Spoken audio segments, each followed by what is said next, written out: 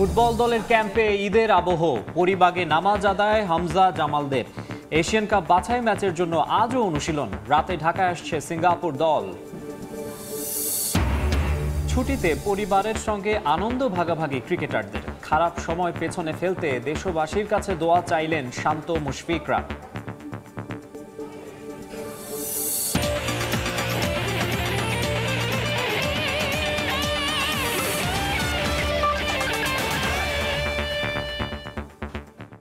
বিশ্বের নানা প্রান্তের খেলাধুলার খবর নিয়ে আমাদের নিয়মিত আয়োজন খেলার সময়, আর এই আয়োজনে আপনাদের সঙ্গে আছে আমি মাকসুম আলম খান। ঈদের আনন্দ ছুঁয়ে গেছে জাতীয় ফুটবল দলের ক্যাম্পে। সকাল 7টায় শাহবাগ চাঁদ মসজিদে জামাতে ঈদ উল আজহার নামাজ আদায় করেন হামজা জামাল ফাহমেদুলরা। এ সময় ভক্তদের ছবির আবদার মেটান তারকা ফুটবলাররা। ঈদ উপলক্ষে জামালদের বেলা 2টা পর্যন্ত ছুটি দেয় টিম ম্যানেজমেন্ট। তবে এদিনও অনুশীলন করবে লাল সবুজের প্রতিনিধিরা। ইংল্যান্ড, কানাডা কিংবা ইতালি সব মিলেমিশে একাকার জাতীয় ফুটবল দলের ক্যাম্পে। লাল সবুজের পরিচয় পরিবারে পরিণত করেছে হামজা জামালদের। জাতীয় দলের ব্যস্ততায় পরিবার সঙ্গে না থাকলেও ঈদের আনন্দ মাটি হয়নি ফুটবলারদের। একটা ফ্যামিলি, আমরা ওভাবেই আসলে মানায় নিচ্ছি সবকিছু। আমাদের মেন ফোকাসটা হচ্ছে যে আমরা 10 তারিখ ইনশাল্লাহ সিঙ্গাপুরের বিপক্ষে একটা ভালো রেজাল্ট করে দেন আমরা ঈদ উদযাপন করব। এর আগে সকাল 7টায় শাহবাগ চাঁদ মসজিদে ঈদের নামাজে অংশ নেন খেলোয়াড়রা। সবার সাথে মিলে জামাতে নামাজ আদায় শেষে ভক্তদের ছবি তোলার আবদার মেটাতে হয় লাল সবুজ প্রতিনিধিদের। ঈদ উপলক্ষে বেলা 2টা পর্যন্ত ফুটবলারদের ছুটি দেয় টিম ম্যানেজমেন্ট। এই সময়ে চাইলে পরিবারের সদস্যদের সঙ্গে টিম হোটেলে কিংবা বাসায় গিয়ে দেখা করার সুযোগ পাবেন তারা। আমরা যেহেতু একটা ন্যাশনাল ক্যাম্পে আসছি, সো আমাদের একটা দায়বদ্ধতা আছে, দায়িত্ব আছে দেশের প্রতি। সো ওইরকম খুব একটা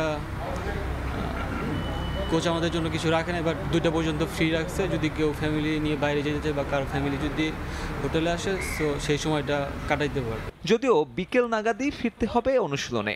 আগের দিনের মতো একইভাবে চলবে ট্রেনিং সেশন। স্কোয়াডের সদস্যদের নিয়ে বাইরে ঘুরতে যাবার পরিকল্পনা থাকলেও অনুশীলনের কারণে তা বাতিল করে বাফুফে। এই জয়টা ছাড়া আমাদের কোনো বিকল্প নেই। ঈদের আনন্দটা জয় দিয়েই যেন দেশবাসীকে দিতে পারি, সেটাই হলো আমাদের সবার চাওয়া। সিঙ্গাপুর ম্যাচের আগে আরও 2 দিন অনুশীলন করবে বাংলাদেশ। 10 তারিখে সন্ধ্যায় গ্রুপের শীর্ষে ওঠার মিশন টিম জামাল ভুঁইয়ার সামনে। সাব্বির মিথুন, সময় সংবাদ, ঢাকা। এদিকে নিজ নিজ এলাকায় ঈদের আনন্দ ভাগাভাগি করে নিয়েছেন জাতীয় দলের ক্রিকেটাররা। পরিবারের সদস্যদের নিয়ে ঈদ উল আজহার নামাজ আদায় করেছেন মুশফিকুর রহিম, নাজমুল হোসেন শান্ত, রিশাদ হোসেনরা। পরিবার ও জাতীয় দলের জন্য দেশবাসীর কাছে দোয়া চেয়েছেন তারা। পেছনের ব্যর্থতা ভুলে আসন্ন শ্রীলঙ্কা সিরিজে ঘুরে দাঁড়ানোর প্রত্যাশা টাইগারদের। মাঠে ব্যস্ততার কারণে পরিবারের সঙ্গে ঈদ উদযাপনের সুযোগ কমই মেলে ক্রিকেটারদের। আসন্ন শ্রীলঙ্কা সিরিজের আগে ঈদের আনন্দ ভাগাভাগি করতে নিজ গ্রামে টাইগার অধিনায়ক নাজমুল হোসেন শান্ত পরিবারের সদস্যদের সঙ্গে নিয়ে বাড়ির পাশের ঈদগাহে নামাজ আদায় করেছেন তিনি। নামাজ শেষে এলাকাবাসীর সঙ্গে কুশল বিনিময় করেন শান্ত, মিটিয়েছেন ভক্তদের সেলফির আবদারও। পেছনের ব্যর্থতা ভুলে আসন্ন শ্রীলঙ্কা সিরিজে ভালো করার প্রত্যাশা ব্যক্ত করেছেন শান্ত। সামনে আমাদের খুব ইম্পর্টেন্ট একটা সিরিজ শ্রীলঙ্কার সাথে, আমাদের টেস্ট ওয়ানডে এবং টি20 খুবই গুরুত্বপূর্ণ। সো পেছনে যে ভুলগুলা করে এসেছি, চেষ্টা থাকবে যে ওই ভুলগুলা যত কম করা যায়। এদিকে বগুড়ায় ঈদুল আজহার নামাজ আদায় করতে জনসাধারণের কাতারে মিশে গেছেন জাতীয় দলের ক্রিকেটার মুশফিকুর রহিম। নিজ গ্রামে ছেলে এবং পরিবারের অন্যান্য সদস্যদের নিয়ে নামাজ আদায় করেছেন মুশি। নামাজ শেষে এলাকাবাসীর সঙ্গে কোলাকুলি করে ঈদের আনন্দ ভাগাভাগি করেন এই উইকেট রক্ষক ব্যাটার। এ সময় তার পরিবার ও জাতীয় দলের জন্য দোয়া চেয়েছেন মুশফিক। এই সিনিয়র ক্রিকেটারের প্রত্যাশা, ব্যর্থতা ভুলে আসন্ন শ্রীলঙ্কা সিরিজে ঘুরে দাঁড়াবে টাইগাররা। ঈদ মোবারক জানাই। সবাই যার যার সামর্থ্য অনুযায়ী কোরবানি দিবেন এবং পাড়া প্রতিবেশী গরিব মিসকিন যা আছে সবাইকে সাথে করে নিয়ে সবাই সেটা শেয়ার করবেন। আর আশা করি দেশবাসীর জন্য এতটুকু দোয়া চাইবো। সামনে আমাদের বাংলাদেশ টিমের অনেক খেলা আছে এবং ইনশাল্লাহ আশা করছি আমরা চেষ্টা করে যাচ্ছি ভালো কিছু করার। এদিকে নীলফামারীতে দেখা যায় সাদা শীদে রিশাদ হোসেনকে। পরিবার নিয়ে নামাজ আদায় করেছেন টাইগার বোলার রিশাদ হোসেন। এ সময় দেশবাসীর কাছে দোয়া চেয়েছেন তিনি। ঈদুল আজহা উপলক্ষে সবাই দেশবাসীকে অনেক অনেক শুভেচ্ছা এবং সবাই দোয়া করবেন আমাদের জন্য। রিফাতুল ইসলাম মিরন, সময় সংবাদ। ফুটবল দলের অনুশীলন প্রসঙ্গ, বাংলাদেশের জার্সিতে প্রথমবারের মতো অনুশীলন সেরেছেন সমিত সোম।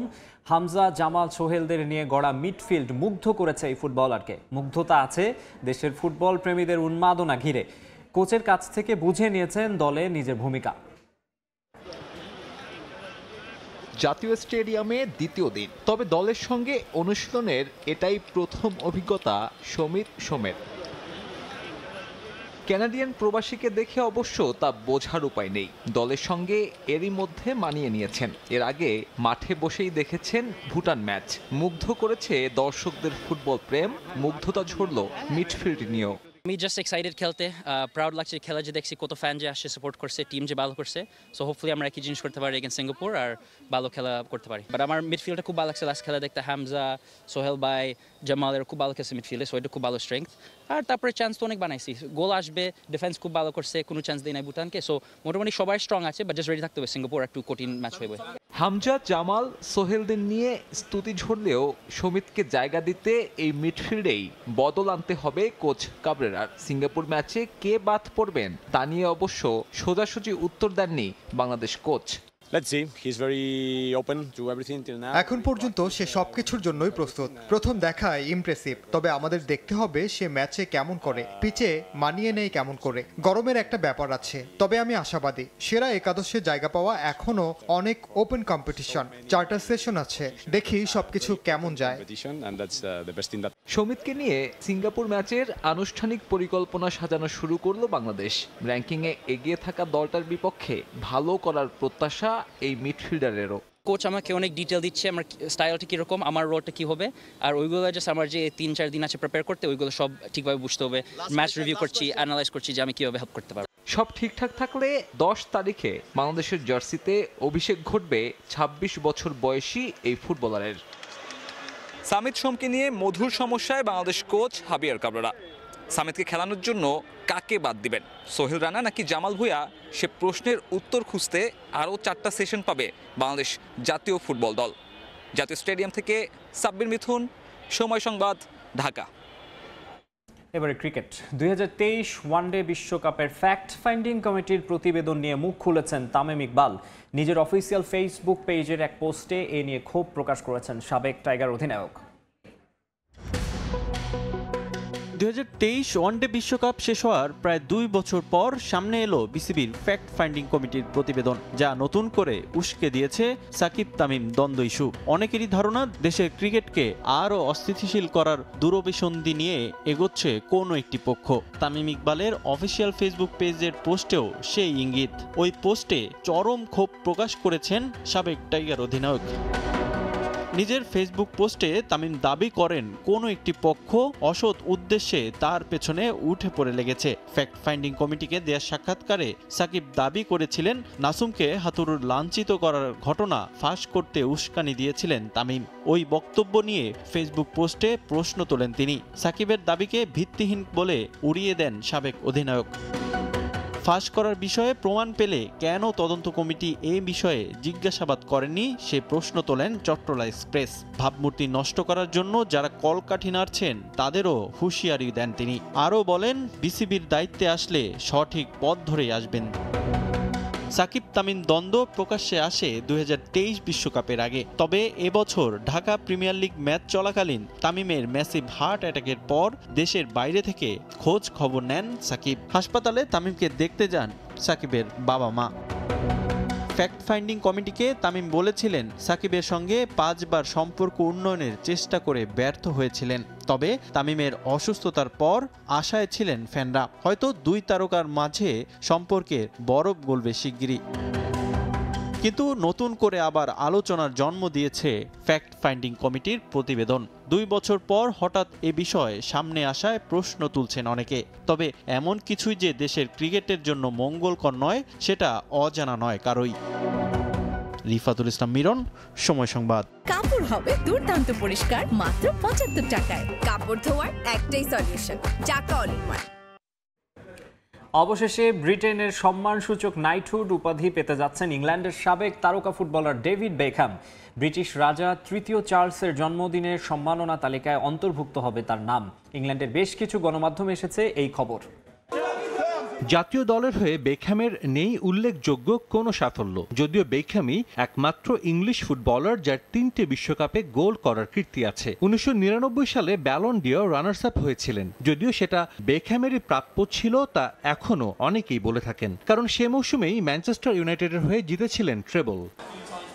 বর্ণাঢ্য ক্লাব ক্যারিয়ার মাঠের বাইরেও দাতব্যমূলক কাজ করে বরাবরই প্রশংসা কুড়িয়েছেন ইংল্যান্ডের জার্সিতে 115টি ম্যাচ খেলা এই মিডফিল্ডার। কদিন আগেই নিজের 50তম জন্মদিন পালন করা বেক্স এবার পেতে যাচ্ছেন বড় উপহার। ব্রিটিশ গণমাধ্যমের খবর, সম্মানসূচক নাইটহুড উপাধি পেতে যাচ্ছেন বেকহ্যাম। ব্রিটিশ রাজা তৃতীয় চার্লসের জন্মদিনের সম্মাননা তালিকায় অন্তর্ভুক্ত হবে তার নাম। আগামী সপ্তাহে সম্মানপ্রাপ্তদের তালিকা প্রকাশ করা হবে।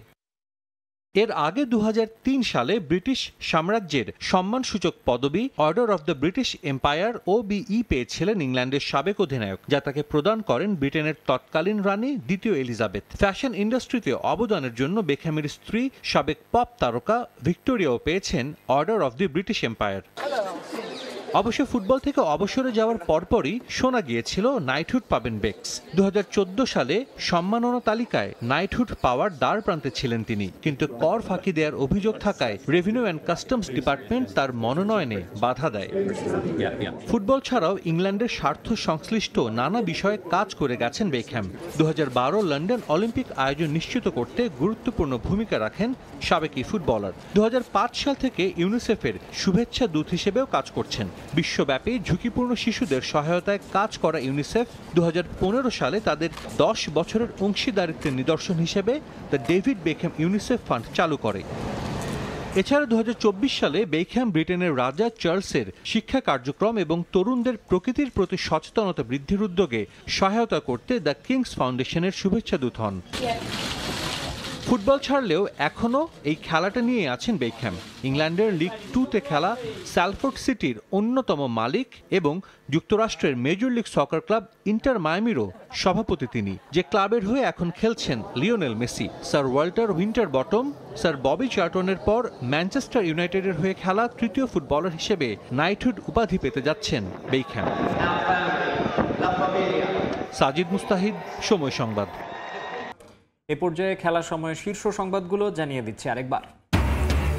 ফুটবল দলের ক্যাম্পে ঈদের আবহ, পরিবাগে নামাজ আদায় হামজা জামালদের। এশিয়ান কাপ বাছাই ম্যাচের জন্য আজও অনুশীলন, রাতে ঢাকায় আসছে সিঙ্গাপুর দল। এবং ছুটিতে পরিবারের সঙ্গে আনন্দ ভাগাভাগি ক্রিকেটারদের। খারাপ সময় পেছনে ফেলতে দেশবাসীর কাছে দোয়া চাইলেন শান্ত মুশফিকরা।